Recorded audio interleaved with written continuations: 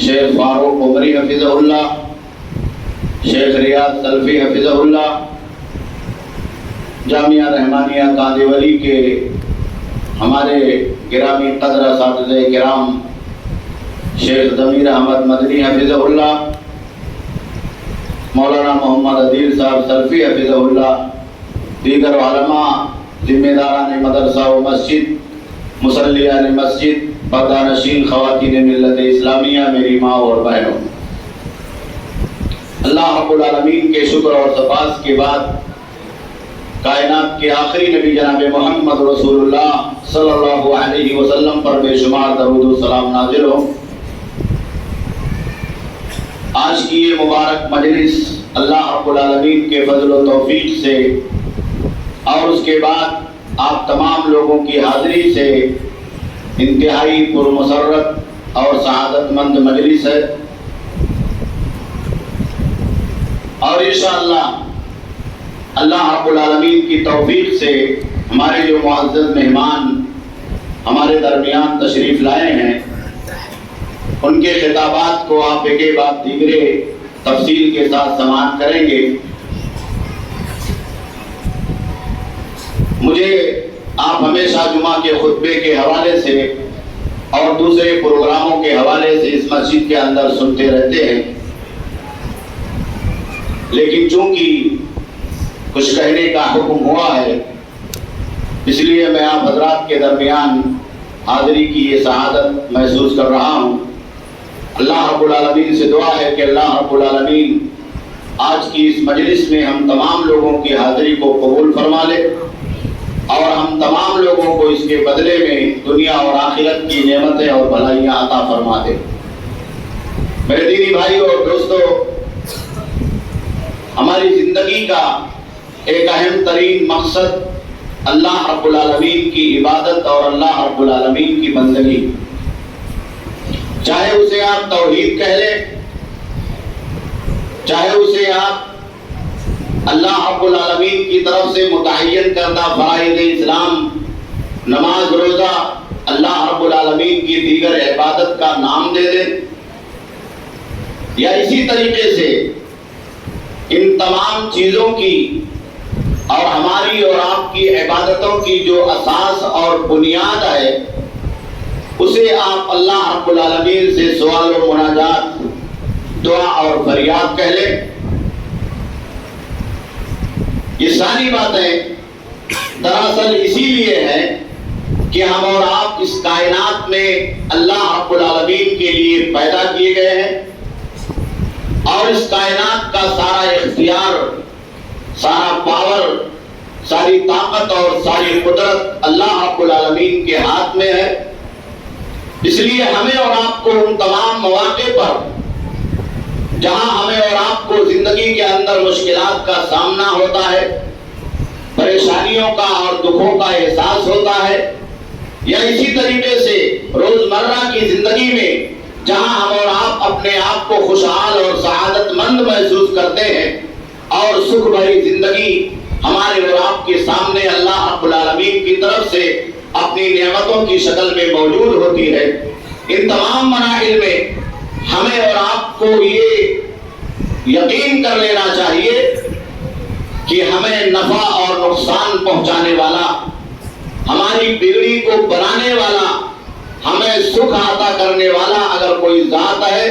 تو وہ صرف اور صرف اللہ رب العالمین کی ذات واحد ہے، وحدہ لا شریک۔ یہ ہمارا اور آپ کا وہ عقیدہ ہے جس کو قرآن مجید نے بیان فرمایا۔ آج کی میری گفتگو کا عنوان ہے کہ دعا یہ ایک بڑی عظیم الشان عبادت ہے۔ ہم تمام لوگ اللہ رب العالمین کو یاد کر کے اس سے فریاد کرنا چاہتے ہیں، اس سے رونا اور گڑ گڑانا چاہتے ہیں، اور ہمیں اور آپ کو اپنے تمام مشکلات اور مصائب کو اللہ رب العالمین کی بارگاہ میں پیش کرنا چاہیے۔ یہ پیشی اور اللہ رب العالمین سے یہ رونا اور گڑ گڑانا، اللہ رب العالمین کی بارگاہ میں عاجزی کا اظہار کرنا، تضرع اور گریہ وزاری کرنا،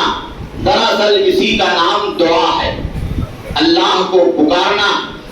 ایک ضعیف اور کمزور آدمی جب اپنی مجبوریوں کو اور لاچاریوں کو لے کر کے بار الہ کی بارگاہ میں حاضر ہوتا ہے اور وہ روتا ہے، گڑگڑاتا ہے، اللہ رب العالمین سے فریاد اور مناجات کرتا ہے، تو اللہ رب العالمین کی رحمت اور اللہ رب العالمین کی برکت اس کے دامن مراد کو اس طریقے سے بھر دیتی ہے کہ ہم اور آپ اس کا تصور نہیں کر سکتے۔ دنیا کی زندگی میں ایک پریشان حال آدمی جب اپنی پریشانیوں کو لے کر کے اللہ رب العالمین کی بارگاہ میں پہنچتا ہے تو اللہ رب العالمین اس آدمی سے اتنا قریب ہوتا ہے، اتنا قریب ہوتا ہے کہ شہ رگ سے بھی زیادہ اللہ رب العالمین کی قربت بڑھ جاتی۔ اسی لیے اللہ رب العالمین نے قرآن مجید کے اندر بیان فرمایا وَقَالَ رَبُّكُمْ ادْعُونِي أَسْتَجِبْ لَكُمْ۔ اللہ رب العالمین کا حکم ہے کہ تم مجھے پکارو، مجھ سے دعا کرو، مجھ سے فریاد کرو، مجھ سے مانگو، میں تمہاری دعا کو اور میں تمہاری فریاد کو قبول کروں گا۔ پیارے نبی جناب محمد رسول اللہ صلی اللہ علیہ وسلم نے اسی لیے بیان فرمایا سنن ترمذی کی اس صحیح روایت میں جس میں آپ نے اس بات کا تذکرہ فرمایا کہ الدعاء هو العبادہ، کہ دعا ہی یہ عین عبادت ہے۔ عبادت کا اصل مقصد ہے اللہ کو یاد کرنا، اللہ رب العالمین کی طرف رجوع کرنا، اپنے مشکلات اور پریشانیوں کو اللہ کی بارگاہ میں پیش کرنا۔ تو اللہ کے نبی صلی اللہ علیہ وسلم نے بیان فرمایا کہ یہ دعا کرنا ہی اصل عبادت ہے، عبادت کی جان ہے، اور اسی لیے اللہ رب العالمین نے عبادت کو مقرر کیا کہ ایک بندہ اللہ رب العالمین کی عبادت کرے، اللہ رب العالمین کے لیے ذکر میں مشغول رہے، تسبیحات اور تحلیلات بیان کرے، اور جب وہ ان تمام عبادتوں کو انجام دے کر کے پاکیزہ ماحول میں پہنچ جائے، روحانیت بھرے ماحول میں پہنچ جائے، تو ایسے ماحول میں پھر وہ اپنی پریشانیوں کو اللہ رب العالمین کی بارگاہ میں پیش کرے۔ اس پاکیزہ اور روحانی ماحول میں جب وہ اپنے آپ کو اللہ کے سامنے پیش کرتا ہے تو بندے کا تعلق اللہ سے بہت مضبوط ہو جاتا ہے اور وہ بندہ اللہ سے بہت قریب ہو جاتا ہے۔ اسی لیے اللہ کے نبی جناب محمد رسول اللہ صلی اللہ علیہ وسلم نے بیان فرمایا کہ جب کوئی بندہ اپنے ہاتھوں کو اٹھا کر کے اللہ رب العالمین کی بارگاہ میں دعا کرتا ہے اور دعا کرنے کے لیے، مانگنے کے لیے اپنے ہاتھوں کو اللہ کی بارگاہ میں بلند کرتا ہے تو بار الہ کو حیا آ جاتی،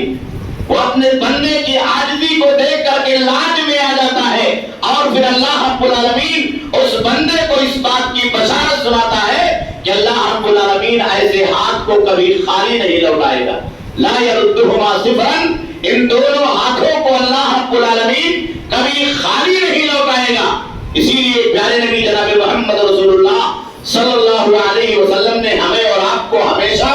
دعا مانگنے کا حکم دیا۔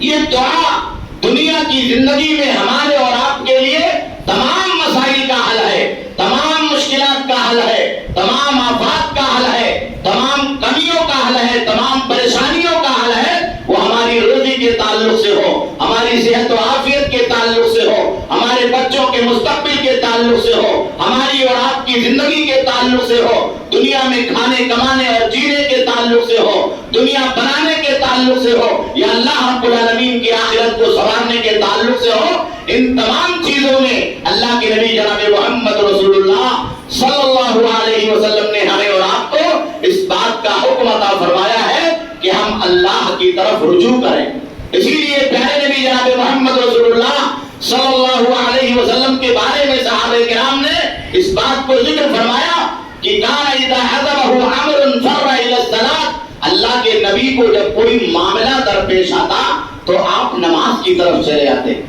نماز ایک پاکیزہ اور روحانیت بھرا ماحول ہے، اللہ کی ایسی عبادت ہے جس میں بندہ اللہ کے سامنے قیام کرتا ہے، اللہ کے لیے تکبیر بلند کرتا ہے، اللہ کے سامنے اپنے کو جھکا دیتا ہے، اور اتنا جھکاتا ہے، اتنا جھکاتا ہے کہ اپنی پیشانی کو، زمین نیاز کو اللہ رب العالمین کے لیے خم کر دیتا ہے۔ تو اللہ رب العالمین ایسی حالت کو بہت پسند کرتا۔ اسی لیے پیارے نبی جناب محمد رسول اللہ صلی اللہ علیہ وسلم نے بیان فرمایا کہ اقرب ما یکون العبد من ربہ وہو ساجد، بندہ جب قیام کر کے اور رکوع کر کے آخری مرحلے میں اپنی پیشانی کو سجدے میں زمین سے ادا اللہ کو بہت پسند ہوتی اور بندہ اللہ سے سجدے کی حالت میں بہت قریب ہو جاتا. اس سجدے کے اندر وہ اگر اللہ سے روتا ہے, دعائیں کرتا ہے, مانگتا ہے, تو اللہ رب العالمین اس کی دعا کو رد نہیں کرتا. تو ہمیں اور آپ کو اس کیفیت کو پیدا کرنا چاہیے, اس حالت کو پیدا کرنا چاہیے اور اس وقت کا استعمال کرنا چاہیے جب ہمارا نماز اور عبادت اور اس کے پاکیزہ اور روحانیت بھرے ماحول میں اپنے آپ کو اللہ سے زیادہ قریب کر لیتے. ایسے وقت میں ہم اور آپ اگر اللہ رب العالمین کے سامنے اپنی دعاؤں کو, اپنی مناجاتوں کو لے کر کے حاضر ہوتے ہیں تو اللہ رب العالمین اس کو ضرور سنتا. یہ قبولیت کا وقت ہوتا ہے, یہ اللہ رب العالمین کے پاس پہنچنے کا وقت ہوتا ہے. اللہ رب العالمین کی طرف سے اجابت کی گھڑی ہوتی ہے اور اللہ رب العالمین کبھی بندے کو مایوس نہیں کرتا. اسی لیے قرآن مجید میں اللہ رب العالمین نے جا بجا اس بات کا اعلان کیا کہ وَلَا تَيْأَسُوا مِن رَوْحِ اللَّهِ. ایک مومن کو چاہیے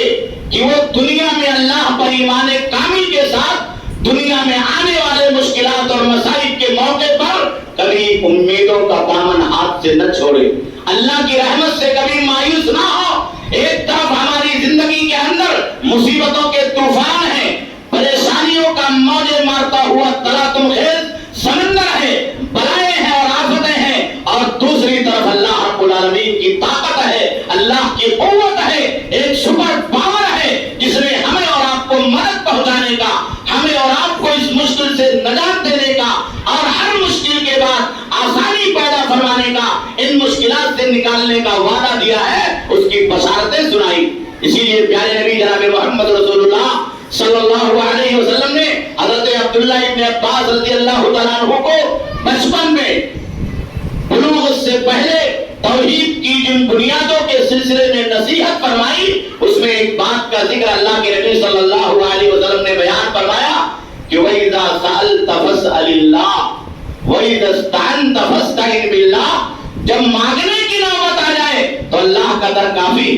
اللہ کا در کھلا ہوا ہے, اللہ کے در پر پہنچ جاؤ. غیر اللہ کے در سے کوئی عقیدت اور محبت نہ رکھو, وہاں کوئی نہیں ملنے والا ہے, کچھ حاصل نہیں ہونے والا ہے. جو اپنی لاچاری اور مجبوری کو دور نہیں کر سکتا, جو اپنی عاجزی اور درماندگی کا علاج نہیں کر سکتا, جو اپنی بیماری اور پریشانی سے اپنے آپ کو دنیا کے اندر نجات نہیں دلا سکتا, نجات نہیں پا سکتا, وہ دوسروں کے کام کیسے آ سکتا. قرآن نے بہت پیاری تعبیر کی ہے, ضعف الطالب والمطلوب, طلب کرنے والا, مانگنے والا اور جس سے مرادیں مانگی جاتی ہیں, اسی جیسا انسان دنیا کے اندر چاہے وہ کتنا بڑا ہی آدمی کیوں نہ ہو, یہ سب کے سب اللہ رب العالمین کے سامنے, اس کی طاقت کے سامنے, اس کی قدرت کے سامنے, اس کے پاور کے سامنے اور اس دنیا میں اس کی بادشاہت, اس کی حاکمیت اور ذرے ذرے اور پتے پتے پر اس کی حکومت کے سامنے بالکل ہیچ ہے, ان کی کوئی حیثیت نہیں ہے. اور یہ ایک تدبیر کے بھی مالک نہیں. کھجور کیا, کھجور کے اوپر جو چھلکا ہوتا ہے, جو باریک پردہ ہوتا ہے, اس باریک پردے کو بھی پیدا کرنے کے اور اس کی تخلیق کے بھی مالک نہیں ہے. ایک مکھی کیا, اس مکھی کے پر کو بنانے کے بھی مالک نہیں ہے. تو سارا پاور, ساری طاقت اللہ کے پاس ہے. پیارے نبی جناب محمد رسول اللہ صلی اللہ علیہ وسلم نے بیان فرمایا کہ اذا سألت فاسأل اللہ, جب مانگنا ہو تو اسی سپر پاور کی دربار میں آ جاؤ. وَإِذَا اسْتَعَنْتَ فَاسْتَعِنْ بِاللَّهِ, اور جب حاجت روائی کی ضرورت پیش آ جائے, مشکل کشائی کی ضرورت پیش آ جائے, مدد کی ضرورت ہو, نصرت کی ضرورت ہو, دنیا کا سہارا چھوٹ جائے, لوگوں کا سہارا چھوٹ جائے, لوگوں کا تعلق چھوٹ جائے, لوگوں کی طرف سے آسرائیں اور امیدیں چھوٹ جائے, تو اللہ کا دربار کھلا ہوا. وَإِذَا اسْتَعَنْتَ فَاسْتَعِنْ بِاللَّهِ, مدد مانگو تو اللہ رب العالمین کے دربار میں آ کر کے مدد مانگو. اور یہی ہمارا اور آپ کا عقیدہ. قرآن مجید نے اس کا خلاصہ کیا کہ وَإِن يَمْسَسْكَ اللَّهُ بِضُرٍّ فَلَا كَاشِفَ لَهُ إِلَّا هُوَ, کسی بندے کو جب کوئی تکلیف پہنچتی ہے تو اللہ کے علاوہ کوئی دوسرا ٹالنے والا نہیں, اللہ کے علاوہ کوئی دوسرا دور کرنے والا نہیں ہے. وَإِن يُرِدْكَ بِخَيْرٍ فَلَا رَادَّ لِفَضْلِهِ, تو اس کے فضل کو, اس کی نعمت کو اگر اللہ دینا چاہتا ہے, نفع پہنچانا چاہتا ہے, تو کوئی واپس کرنے والا نہیں ہے, کوئی چھیننے والا نہیں. اس لیے میرے بھائیوں, میرے دوستوں, ہمیں اور آپ کو چاہیے کہ دعا کے اس عقیدے نفع اور نقصان پہنچانے والی ذات یہ اللہ رب العالمین کی ذات ہے. طاقت اور قوت صرف اللہ رب العالمین کے پاس ہے. چاہے ہماری زندگی کے اندر سکھ ہو, چاہے ہماری زندگی کے اندر دکھ ہو, ہمیں اور آپ کو اللہ رب العالمین کی بارگاہ میں رجوع کرنا. اسی لیے اللہ رب العالمین نے غیر اللہ سے دعا مانگنے کو گمراہی, شدید ترین گمراہی قرار دیا. ومن اضل ممن يدعو من دون اللہ فلا يستجیب له.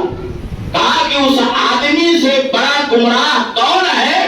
جو اللہ کے در کو چھوڑ کر غیر اللہ سے دعا مانگتا ہے, حاجت روائی اور مشکل کشائی اور فریاد کرتا, اللہ کے علاوہ دوسرے سے سوال کرتا. کئی انتہائی گمراہ قسم کا آدمی ہے.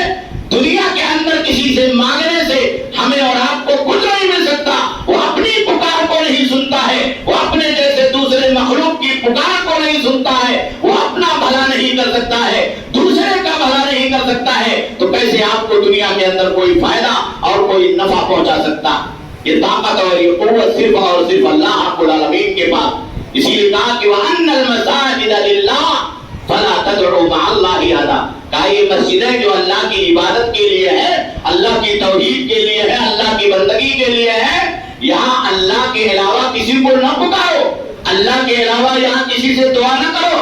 آپ مسجدوں میں جاتے ہیں تو وہاں قتل پر لکھا رہتا ہے, اس آیت کو درج کیا جاتا ہے اس بات کو بیان کرنے کے لیے کہ مسجدوں میں آنے کا, مسجدوں میں بیٹھنے کا اور مسجدوں کے اندر حاضری کا اصل لطف لباب یہی ہے کہ یہاں اللہ رب العالمین کا در ہے, اور اللہ رب العالمین کا در یہ سب کے لیے کھلا ہوا ہے, اور اللہ ہی ہمیں فائدہ پہنچانے والا ہے, نفع اور نقصان پہنچانے والا ہے. ہم کسی کے در سے اس دنیا کے اندر کوئی عقیدت اور کوئی محبت اس کائنات میں رکھنے والے نہیں. وَأَنَّ الْمَسَاجِدَ لِلَّهِ فَلَا تَدْعُوا مَعَ اللَّهِ أَحَدًا. مسجدیں اللہ کے لیے ہے, اللہ کے علاوہ یہاں کسی دوسرے کو نہ پکارا جائے. اس لیے دنیا کی زندگی میں ہمیں اور آپ کو چاہیے کہ جب بھی ہمیں اور آپ کو کوئی حاجت پیش آ جائے, یہاں تک کہ ایک ضعیف روایت میں پیارے نبی جناب محمد رسول اللہ صلی اللہ علیہ وسلم نے اس بات کو بیان فرمایا جو شریعت کے تقاضوں کے مطابق معنی کے اعتبار سے مطلوب اور مقصود ہے. کہا کہ اگر بندے کو جوتے کا تسمہ بھی مانگنا ہو, وہ جوتے پر جو فیتا لگایا جاتا ہے, کہا وہ بھی اللہ سے مانگو, وہ بھی اللہ سے مانگو. یہ توحید کا وہ آخری مقام ہے جہاں بندہ اپنی ضرورتوں کو لے کر کے اللہ رب العالمین کی بارگاہ میں حاضر ہوتا ہے, اور یہ اللہ رب العالمین سے تعلق کا وہ مقام ہے کہ جب بندہ اللہ رب العالمین سے دنیا کی معمولی معمولی چیزوں میں اپنا تعلق جوڑ لیتا ہے تو اللہ رب العالمین بندے کے لیے اس روئے زمین پر اپنی قربت کا, اپنی رحمتوں کا اور اپنی برکتوں کا نزول فرماتا. پھر اللہ کی رحمت کو اور اللہ کی برکت کو اس کائنات میں اس بندے سے اور اس صحیح عقیدہ رکھنے والے موحد مسلمان سے کوئی روک نہیں سکتا. اسی لیے آپ دیکھیں کہ دنیا کی زندگی میں کبھی کبھی ہم اور آپ مایوس ہو جاتے ہیں, زندگی ہمارا سہارا چھوڑ دیتی ہے, دنیا کے لوگوں سے ہم بے سہارا ہو جاتے ہیں. ایسے وقت میں کبھی اللہ کی طرف سے اچانک ایسی مدد آتی ہے, ایسی نصرت آتی ہے, ایسا اللہ رب العالمین اس مشکل سے نکلنے کا دروازہ کھول دیتا ہے کہ ہم اور آپ سوچ نہیں سکتے, ہم اور آپ اس کا تصور نہیں کر سکتے. اسی لیے اللہ رب العالمین نے ہمیں اور آپ کو دعا کرنے میں اخلاص کا حکم عطا فرمایا. کہا بندہ جب دعا کرے تو یہ دعا اللہ رب العالمین سے جڑ جانا چاہیے, دل کا رابطہ اللہ رب العالمین کی ذات سے اور اس کی طاقت سے بالکل مضبوط ہو جانا چاہیے. اس بیچ میں کوئی چیز حائل نہ ہو, ہماری خواہشات نہ ہو, ہماری کمزوریاں نہ ہو, دنیا کے اندر ہمارے اور آپ کے دیگر توجہات نہ ہو, ہمارے اور آپ کے ارادے نہ ہو, غیر اللہ سے عقیدت نہ ہو, یا ہماری اور آپ کی وہ ایمانی کمزوری نہ ہو. جن کمزوریوں کو لے کر کے اگر ہم اور آپ اللہ کی بارگاہ میں پہنچتے ہیں تو اللہ رب العالمین کے یہاں ہماری اور آپ کی دعائیں اسی کمزور حالت میں پہنچتی ہیں. پھر ہم اور آپ یہ سوچتے ہیں کہ ہم نے تو دعا مانگی, ہمیں کچھ نہیں ملا, ہم نے تو دعا مانگی, بار الہ کی طرف سے کوئی جواب نہیں آیا, ہم نے مصیبت سے نکلنے کے لیے نجات کی فریاد کی, اللہ رب العالمین کی طرف سے کوئی نجات نہیں ملا. اسی لیے اللہ رب العالمین نے قرآن مجید کے اندر کہا کہ فَادْعُوا اللَّهَ مُخْلِصِينَ لَهُ الدِّينَ. اللہ سے جب دعا کرو تو اس دعا کے اندر اپنے آپ کو بالکل خالص بنا لو, وہ دل کی گہرائیوں سے نکلے, وہ دل کے نہا خانے سے الہی تک پہنچ جائے، تب دیکھو کہ ہماری اور آپ کی دعاؤں کے اندر کتنی طاقت ہے اور اس کی قبولیت میں اللہ رب العالمین کی طرف سے کتنی اجابت ہے اور کتنی جلد بازی ہے، اور کس طریقے سے اللہ رب العالمین ہمیں اور آپ کو اس کے بدلے میں دنیا کے اندر عافیت، نعمت یا جو کچھ بھی ہم مانگتے ہیں اللہ رب العالمین عطا فرماتا۔ پیارے نبی جناب محمد رسول اللہ صلی اللہ علیہ وسلم نے اسی لیے ہمیں اور آپ کو ہمیشہ اخلاص کے ماحول میں، تعلق باللہ کے ماحول میں، قلبی اور روحانی ایمان کی قوت کے ماحول میں اللہ رب العالمین سے رجوع کرنے کا، رونے اور گڑ گڑانے کا حکم دیا، اور اس کا طریقہ یہ بھی بتلایا ہے کہ بندہ جب اللہ سے مانگے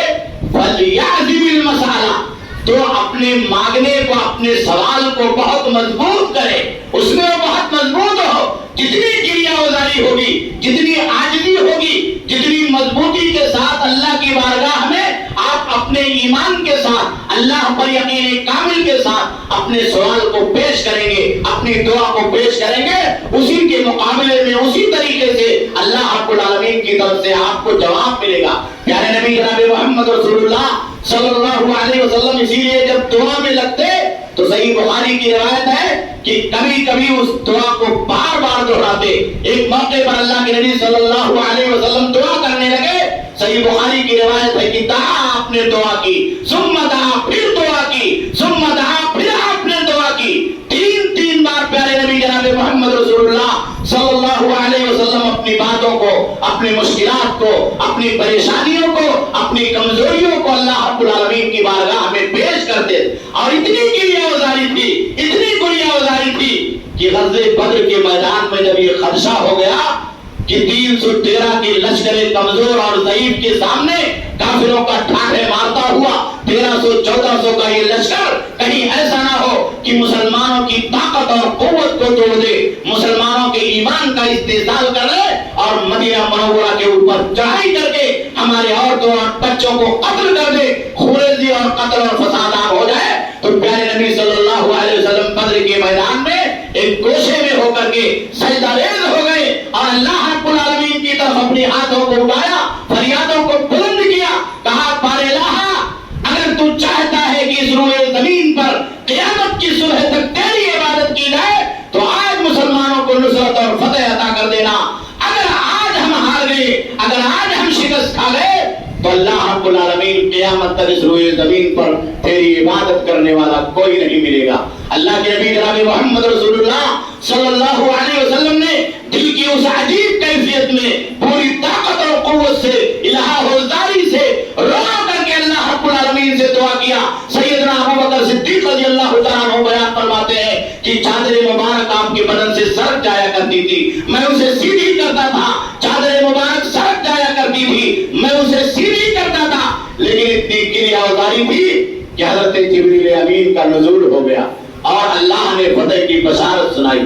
اللہ نے ان کمزور مسلمانوں کو فتح کی بشارت سنائی۔ ہم کمزور ہیں، طاقت میں کمزور ہیں، تعداد میں کمزور ہیں، قوت میں کمزور ہیں، مالی اعتبار سے کمزور ہیں، لیکن ہمارا رب بہت مضبوط، ہمارا رب بہت مضبوط ہے، اس کے پاس بہت بڑی طاقت ہے۔ اگر ان کمزوریوں کے ماحول میں اور ان لاچاریوں کے ماحول میں ہم اپنی اس کمزوری کو الہ حوزداری کے ساتھ، پورے دلی کیفیت کے ساتھ اللہ کی بارگاہ میں پیش کریں تو اللہ رب العالمین اس کائنات میں ہماری مدد کے لیے خود آتا ہے، فرشتوں کو نزول فرماتا ہے، فرشتوں کو اس کائنات کے اندر نازل فرماتا۔ بعض صحابہ کرام کا بیان ہے کہ ہم نے اپنی نگاہوں سے دیکھا غزوہ بدر کے اندر کہ چمکتی ہوئی تلواروں کو لے کر کے اجنبی پہرے سفید لباس میں صفوں کے بیچ میں گھس کر کے کافروں کے اوپر اٹیک کر رہے تھے، ہم انہیں نہیں پہچانتے تھے کہ یہ کون ہے۔ قرآن مجید نے اس کا خلاصہ کیا کہ اللہ رب العالمین نے ہزاروں کی تعداد میں فرشتوں سے 313 کے لشکر کی مدد کی تھی، تو ہمیں خوف نہیں کھانا چاہیے، مایوس نہیں ہونا چاہیے۔ اللہ کا در کھلا ہوا ہے، اللہ غالب ہے، اللہ نے اس دین کو غلبہ عطا کرنے کا وعدہ کیا ہے۔ ہماری کمزوریوں کے باوجود اللہ رب العالمین نے اس دین کی نصرت کا وعدہ کیا ہے، کمزور مسلمانوں کی اعانت کا وعدہ کیا ہے، اس دین کو دنیا کے کونے کونے میں ایک ایک گھر تک پہنچانے کا وعدہ کیا ہے، اور اللہ کا یہ وعدہ انشاءاللہ قیامت قیامت سے پہلے اس دنیا کے اندر پورا ہو کر کے رہے گا. کوئی بھی مٹی کا گھر ہو یا بال کا گھر ہو یا اچھا گھر ہو یا کمزور گھر ہو، اللہ کا وعدہ ہے کہ اسلام کی دعوت اور پیارے نبی جناب محمد رسول اللہ صلی اللہ علیہ وسلم کی یہ توحید، آپ کا لایا ہوا یہ پیغام ان گھروں تک قیامت سے پہلے ضرور پہنچ کر کے رہے گا. ہمارا ایمان صحیح ہونا چاہیے، ہمارا عقیدہ صحیح ہونا چاہیے. اسی لیے پیارے نبی جناب محمد رسول اللہ صلی اللہ علیہ وسلم نے ہمیں اور آپ کو دعا کے آداب سکھلائے، دعا کے آداب سکھلائے ہیں. ان آداب کو سیکھنا ہمارے اور آپ کے لیے ضروری ہے. سب سے پہلی چیز جس کا تذکرہ اور خلاصہ میں نے کیا کہ دعا کرنے کے وقت ہمارے اور آپ کے دلوں کے اندر اللہ پر یقین کامل ہونا چاہیے، اس کی طاقت پر، اس کی قوت پر بھروسہ ہونا چاہیے. جتنا ہمارا ایمان مضبوط ہوگا، یقین مضبوط ہوگا، اتنی جلدی ہم دنیا کے اندر اپنی دعاؤں میں اللہ رب العالمین کی طرف سے اجابت اور قبولیت کا اثر محسوس کریں گے. اور اگر نہ بھی محسوس کریں تو پیارے نبی جناب محمد رسول اللہ صلی اللہ علیہ وسلم کی یہ حدیث مبارک ہمارے اور آپ کے ذہنوں کے سامنے رہنی چاہیے کہ اللہ کے نبی جناب محمد رسول اللہ صلی اللہ علیہ وسلم نے بیان فرمایا ہے کہ کبھی اللہ رب العالمین اپنی حکمت اور اپنی مصلحت کے پیش نظر اس کائنات میں آنے والی ان بلاؤں کو ہماری ان دعاؤں کی وجہ سے ٹال دیتا ہے جس کے بارے میں ہمیں اور آپ کو علم نہیں ہے. ہم روزی کے لیے دعا مانگتے ہیں، ہم اولاد کی خوشحالی کے لیے دعا مانگتے ہیں، ہم بیماری سے نجات کے لیے دعا مانگتے ہیں، ہم بگڑی ہوئی اولاد کی اصلاح کے لیے دعا مانگتے ہیں، ہم اللہ سے جنت کا سوال کرتے ہیں، ہم اللہ رب العالمین سے اپنے بچوں کے نیک ہونے کا سوال کرتے ہیں. اور اللہ حکیم و خبیر اس دعا کے بدلے میں اس کائنات میں، ہمارے گھروں میں، ہمارے کاروبار میں، ہماری زندگی میں یا ہمارے اور آپ کے اوپر، ہمارے قوم کے اوپر، مسلمانوں کے اوپر آنے والی کسی بڑی بلا کو، بڑی مصیبت کو ہمارے اس دعا کے نتیجے میں ڈال دیتا. اور اللہ رب العالمین تو اتنا رحمان و رحیم ہے کہ اگر آپ کو یہ بھی نہیں ملا اور وہ بھی نہیں ملا کہ کوئی بلا ٹل گئی تو پیارے نبی جناب محمد رسول اللہ صلی اللہ علیہ وسلم نے بیان فرمایا کہ اللہ کا وعدہ ہے کہ آپ کی اس دعا کو اللہ رب العالمین نامۂ اعمال میں ریکارڈ کر لیتا کہ بندے نے دعا کی، دنیا میں اسے کچھ نہیں ملا.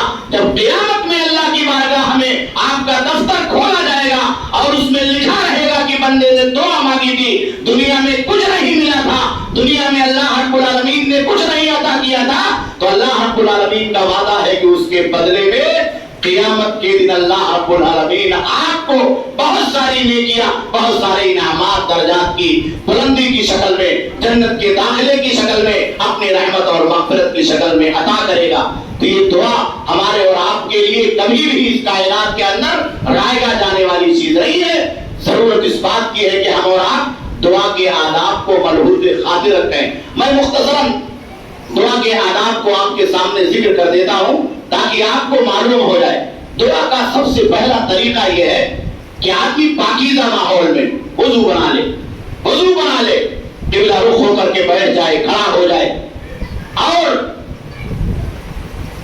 اپنے ہاتھوں کو اٹھا کر کے اللہ رب العالمین کی بارگاہ میں دعا کرے. ہاتھ اٹھا کر کے دعا مانگنا یہ دعا کا ایک بہت بڑا طریقہ، قبولیت کا ایک بہت بڑا ذریعہ ہے. جتنا ہم اپنے آپ کو اللہ رب العالمین کی بارگاہ میں اپنے ہاتھوں کو اٹھا کر کے عاجزی کے ساتھ پیش کریں گے اتنا اللہ رب العالمین قبول فرمائے گا. اور دوسری چیز جس کا تذکرہ بعض صحیح روایتوں کے اندر اللہ کے نبی صلی اللہ علیہ وسلم نے بیان فرمایا کہ ہم دعا شروع کرنے سے پہلے زیادہ سے زیادہ اللہ کی حمد و ثنا بیان کریں اور پیارے نبی صلی اللہ علیہ وسلم پر درود بھیجیں. یہ حمد و ثنا اور پیارے نبی صلی اللہ علیہ وسلم پر درود بھیجنا دعا کی قبولیت کا ایک بہت بڑا بنیادی ذریعہ اور بنیادی سہارا. ہمیں اور آپ کو چاہیے کہ ہم اور آپ اللہ رب العالمین کی زیادہ سے زیادہ تعریف کے ذریعے سے اپنی دعا کو شروع کریں. اور تیسری چیز یہ ہے کہ دعا کرنے سے پہلے ہم اپنے گناہوں کا اعتراف کریں. دعا کرنے سے پہلے اپنے گناہوں کا اعتراف کریں. لا الہ الا انت سبحانک انی کنت من الظالمین. نبیوں کی دعاؤں کے اندر اللہ رب العالمین نے ذکر فرمایا، کہا کہ وہ اللہ رب العالمین کی بارگاہ میں اپنے آپ کو ایسے پیش کر میں ظالم ہوں، میں گنہگار ہوں، اس مصیبت سے اللہ رب العالمین تو مجھ کو بچا لے۔ اور چوتھی چیز یہ ہے کہ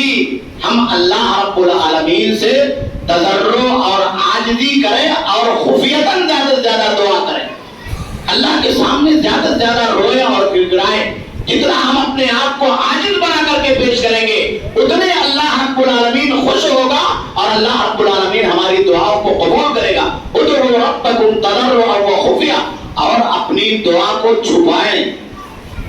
خاموشی کے ساتھ دعا کریں، بہت زیادہ دعا کے بارے میں شور شرابہ نہ کریں، آواز بلند نہ کریں۔ بہت سارے صحابہ کرام زور زور سے اللہ رب العالمین سے دعائیں مانگ رہے تھے تو پیارے نبی جناب محمد رسول اللہ صلی اللہ علیہ وسلم نے کہا کہ اربعوا علی انفسکم، اپنے نفسوں پہ رحم کرو، فإنکم لا تدعون اصم ولا غائبا، تم کسی بہرے کو کسی غیر حاضر کو نہیں پکار رہے ہو، اللہ تعالیٰ کو پکار رہے ہو جو ساتویں آسمان پر بیٹھ کر کے تمہارے شہرک سے بھی زیادہ قریب ہے اور تمہاری ایک ایک بات کو، ایک ایک خاموشی کو سننا۔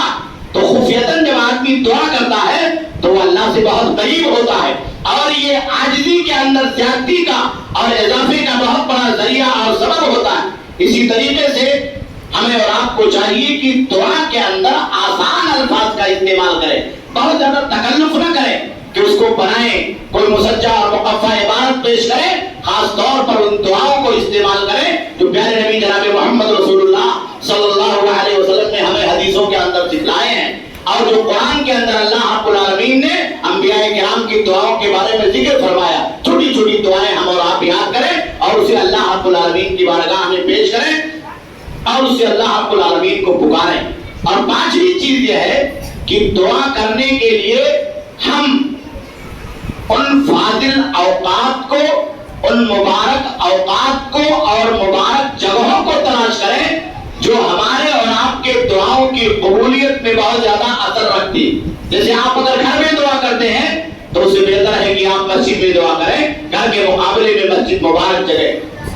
کسی مبارک مہینے کے اندر مبارک دن میں آپ دعا کریں، جمعہ کے دن آپ دعا کریں، عرفہ کے دن آپ دعا کریں، رمضان کے مہینے میں آپ دعا کریں، شب قدر میں آپ دعا کریں، تو جتنا ہی وہ وقت مبارک ہوگا، وہ زمانہ مبارک ہوگا، اتنا آپ اللہ رب العالمین سے قریب ہوں گے۔ اسی لیے پیارے نبی جناب محمد رسول اللہ صلی اللہ علیہ وسلم نے دعاؤں کی قبولیت کے بہت سارے اوقات بتلائے۔ بین الاذان والاقامہ، اذان اور اقامت کے بیچ کا جو وقت ہے وہ قبولیت کا وقت ہے۔ فرض نماز کے بعد دبر الصلوات المکتوبات، فرض نماز کے بعد آپ دعا کریں۔ آج ہمارے یہاں یہ چلن عام ہو چکا، لوگ مسئلہ نہیں سمجھتے اور بہت سارے ہمارے علماء کرام بھی غلط بیانی سے مسئلے کی غلط تفہیم اور تشریح سے کام لیتے ہیں۔ فرض نماز کے بعد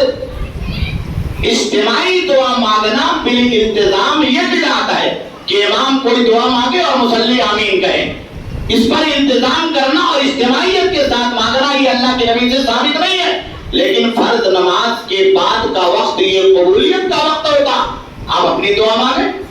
آپ مصلی پر کنارے ہو جائیں، مسجد میں کنارے ہو جائیں، آپ نے نماز پڑھ لی ہے، آپ باوضو ہیں، آپ مسجد کے اندر موجود ہیں، مبارک جگہ کے اندر حاضر ہیں، قبلہ رخ آپ بیٹھے ہوئے ہیں، اللہ کی بارگاہ میں آپ انفرادی طور پر لگ جائیں، یہ قبولیت کا وقت ہے۔ پیارے نبی صلی اللہ علیہ وسلم نے کہا کہ اگر بارش نازل ہو رہی ہے تو بارش کے نزول کا وقت یہ اللہ کی رحمتوں کے نزول کا وقت ہوتا ہے، اور اسی موقع پر اللہ رب العالمین دعا کو قبول کرتا۔ پھر ثلث الاخیر من اللیل، رات کا جو آخری سے پہر ہے، سحری کھانے کا وقت، فجر کی نماز سے پہلے کا وقت، تہجد کی نماز کا وقت، ایسے وقت میں اللہ رب العالمین سمائے دنیا پر نزول فرماتا ہے اور بندوں کو پکار پکار کر کے کہتا ہے کہ کوئی مانگنے والا ہے، کوئی سوال کرنے والا ہے۔ اور یہ بہت مجرب نسخہ،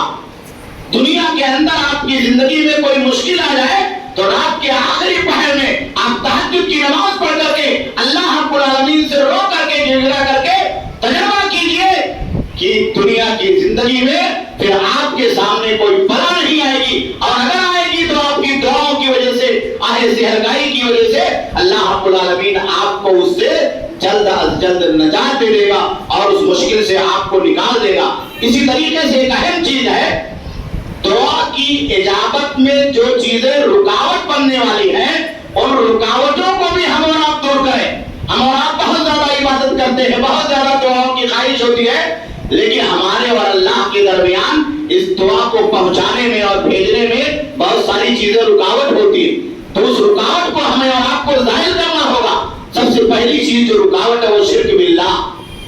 اللہ کے نبی صلی اللہ علیہ وسلم کی سنت کو چھوڑ دینا، معاصی اور گناہوں کا ارتکاب کرنا ہے۔ اسے ہمیں اور آپ کو ہٹانا ہوگا مل سے۔ اگر یہ چیزیں مل سے ہٹتی نہیں ہے تو ہم دعا کرتے رہیں گے لیکن ہماری دعا بارگاہ الہی میں نہیں پہنچے گی، اور اللہ رب العالمین کی بارگاہ میں یہ چیز حاضر نہیں ہوگی اور ہم دعاؤں کی قبولیت سے محروم ہو جائیں گے۔ اور ایسے ہی صحیح بخاری کی روایت میں اللہ کے نبی صلی اللہ علیہ وسلم نے ذکر فرمایا ہے کسب حرام سے دور رہنا۔ کسب حرام، حرام کمائی، یہ دعا کے اندر رکاوٹ کا بہت بڑا ذریعہ۔ پیارے نبی صلی اللہ علیہ وسلم نے ایک مسافر کا ذکر کیا، حالت سفر یہ دعا کی قبولیت کا، اجابت کا وقت ہے۔ بندہ اجنبی ہوتا ہے، گھر سے دور ہوتا ہے، عاجز و مظلوم ہوتا ہے، پریشان حال ہوتا ہے، ایسے موقع پر اپنے پراگندہ پاروں کو لے کر کے، اپنے عاجزانہ احوال کو لے کر کے اللہ کی بارگاہ میں کھڑا ہوتا ہے تو وہ سفر کی حالت میں اللہ سے قریب ہو جاتا۔ لیکن پیارے نبی صلی اللہ علیہ وسلم نے کہا کہ بسا اوقات اس کی دعا اللہ کی بارگاہ میں نہیں پہنچتی۔ کیوں؟ مطعمہ حرام، اس کا کھانا حرام ہے، وملبسہ حرام، اس کا لباس حرام کا ہے، وغذی بالحرام، اور اس نے اپنے بدن میں جو غذا پہنچائی ہے وہ حرام کی غذا ہے۔ فأنا یستجاب لذلک، تو ایسی کیفیت میں دعا کرنے کے باوجود کیسے اللہ رب العالمین دعاؤں کو قبول کر سکتا؟ تو جتنا آپ برائی سے، غلط کام سے، حرام کام سے، معصیت سے، شرک سے اور گناہوں سے دور رہیں گے تو اللہ رب العالمین آپ کو اپنے سے قریب کرے گا، آپ کی دعا جلد اللہ کی بارگاہ میں پہنچے گی اور وہ اپنا اثر ضرور دکھائے گی۔ اس لیے ہمیں اور آپ کو چاہیے کہ ہم اپنے لباس کو، اپنے کپڑے کو، اپنی غذا کو، اپنے کھانے پینے کو، اپنی کمائی کو، اپنے تجاری کو، اپنے غلے خانے کو اور اپنے بینک بیلنس کو بھی پاک اور صاف کریں تاکہ اللہ رب العالمین کی بارگاہ میں ہماری دعائیں شرف قبولیت پا سکیں۔ اور آخری بات، دعا کے لیے ہمیں اور آپ کو کچھ چیزوں کو وسیلہ بنانا چاہیے۔ سب سے پہلی چیز جسے ہم اور آپ وسیلہ بنا سکتے ہیں وہ اللہ رب العالمین کے نام ہے، اسماء حسنی اور صفات علیٰ۔ یہ بہت بہترین نام، اللہ کے 99 نام ہے، اس سے بھی زیادہ نام ہے، تو ان ناموں میں سے اللہ رب العالمین کا جو نام آپ کی دعا کے مناسب ہے اس نام کا آپ وسیلہ بنائیے اللہ کی بارگاہ میں۔ آپ کو مغفرت مانگنا ہے تو کہیے یا غفار، اے مغفرت کرنے والے۔ آپ کو رحمت مانگنا ہے تو یا رحمان یا رحیم۔ آپ کو روزی مانگنا ہے تو یا رزاق۔ آپ کو بیماری سے شفا مانگنا ہے تو اللہ رب العالمین کے دنیا اور حیات میں لوگوں کو شفا، موت اور زندگی کے مالک ہونے کا حوالہ دیجیے تاکہ آپ اللہ رب العالمین کے اسماء حسنی کے ذریعے سے اللہ سے قریب ہو جائیں۔ اللہ رب العالمین نے بیان فرمایا کہ وَلِلَّهِ الْأَسْمَاءُ الْحُسْنَى فَادْعُوهُ بِهَا، کہا اللہ کے پیارے نام ہیں، ان پیارے ناموں کے ذریعے سے اللہ کو پکارو۔ اور دوسری چیز، ہمیں اور آپ کو اپنے نیک کاموں کو اپنی دعاؤں میں وسیلہ بنانا چاہیے۔ آج ہمارے یہاں کیا چلن چل پڑا ہے کہ ہم اور آپ غلط چیزوں کا وسیلہ پکڑتے ہیں، ہم اور آپ نہ جانے کون کون سے غیر اللہ کے ناموں کا وسیلہ پکڑتے ہیں جو شرک ہے، بدعت ہے، اللہ کی شان میں گستاخی ہے، اللہ کی توحید سے دوری ہے، پیارے نبی صلی اللہ علیہ وسلم کی نافرمانی ہے۔ اس کا صحیح طریقہ یہ ہے کہ ہم جو زندگی میں نیکیاں کرتے ہیں ان نیکیوں میں سے کچھ نیکیوں کو چن کر کے جسے ہم یہ سمجھتے ہو کہ اسے ہم نے اللہ کے لیے پاکیزہ ماحول میں انجام دیا ہے، اخلاص کے پیرائے میں انجام دیا ہے، اس میں کوئی ریاکاری اور سمعہ نہیں ہے، ہمارا دل اس حالت میں اللہ سے جڑا ہوا تھا، تو اس نیکی کو آپ بیلنس رکھیں اور جب مشکل آ جائے تو اس نیکی کو لے کر کے اللہ کی بارگاہ میں کھڑے ہو جائیں اور اس نیکی کی دعائی دیں کہ اللہ رب العالمین تیری رضا کے لیے میں نے یہ نیک کام کیا ہے، تیری جنت کو پانے کے لیے نیک کام کیا ہے، تجھ سے قریب ہونے کے لیے نیک کام کیا ہے،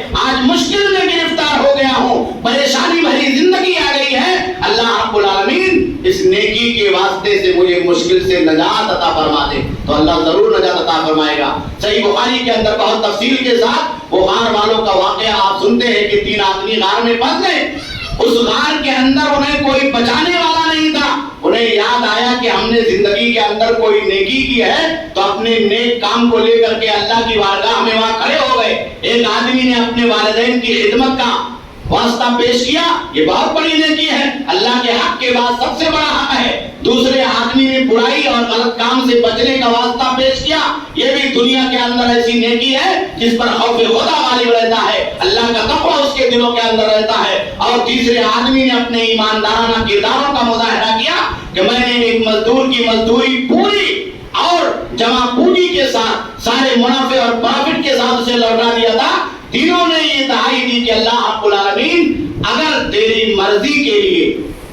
بغیر کسی کو دکھائے ہوئے دنیا کو بتائے ہوئے یہ نیک عمل ہم نے انجام دیا ہے تو اللہ رب العالمین مصیبت سے ہمیں نجات دے دے۔ ان تینوں آدمیوں کے نیک عمل کے واسطے سے باری باری غار کا منہ کھلتا گیا یہاں تک کہ غار کا منہ پورا کھل گیا اور وہ تینوں مشکلات سے نجات پا گئے۔ تو یہ دعائیں ہمارے اور آپ کے لیے بہت قیمتی ہیں اور دعاؤں کے آداب کو سیکھنا یہ ہمارے اور آپ کے لیے بہت ضروری ہے۔ جتنا ہم ان آداب کو سیکھیں گے اتنا یہ ہمارے اور آپ کے لیے مفید ہوگا۔ اللہ رب العالمین سے دعا ہے کہ اللہ رب العالمین ہمیں اور آپ کو اپنی بندگی اور عبادت اور اس کے آداب اور طور طریقے کو سیکھنے اور سمجھنے کی سعادت عطا فرما۔ بار الہ ہماری نیکیوں کو ہماری زندگی میں پریشانیوں سے نجات کا ذریعہ اور وسیلہ بنا دے۔ اللہ رب العالمین ہم گنہگار ہیں، بے سہارا ہیں، اللہ رب العالمین ہمارے گناہوں کو معاف فرما دے۔ اللہ رب العالمین ہمیں دنیا کے اندر اپنا سہارا، اپنی طاقت اور قوت کا سہارا عطا فرما دے۔ بار الہ ہماری نصرت فرما۔ اللہ رب العالمین تمام مسلمانوں کی نصرت فرما۔ اللہ رب العالمین ہم تمام لوگوں کے ایک بنا دے، نیک بنا دے۔ ربنا تقبل منا انک انت السمیع العلیم وتب علینا انک انت التواب الرحیم